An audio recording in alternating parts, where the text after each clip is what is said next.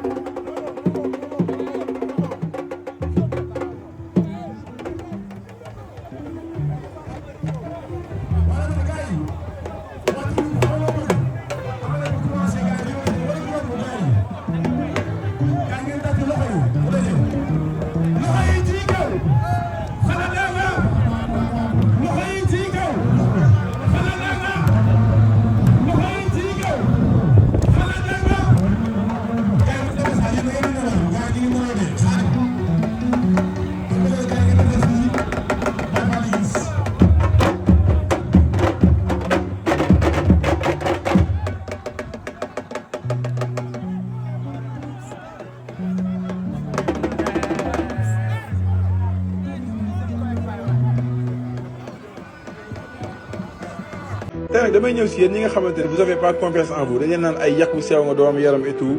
wax dëgg neex yàlla dama leen di proposer sama meilleur produit plus de poids bi nga xamante ni ku ko si utiliser doo ko mës a rëccu si àdduna. yàq bu sew yàq mu ndaw amul fenn barki Serigne Touba Mbacké développement musculaire moo si gën a gaaw vite fait mu may la masse musculaire vite fait même aussi satisfait ou remboursé maanaam boo gis résultat dañ lay delluwaat sa xaalis su nu mu gën a gaawee voilà.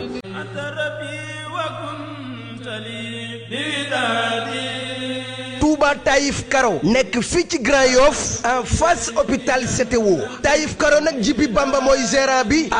mbokk yi Touba Taïf Karo nag kenn dootu leen ko présenté ci biir réew mi lépp loo doon wër ci wàllu karo yu baax gaawal gaaw ñëw ci suñu biir place bi di Touba Taïf Karo nga mën fi fekk ay karo italien karo espagnol wala karo indien ngeen mën fi fekk ay karo poli 1 m 20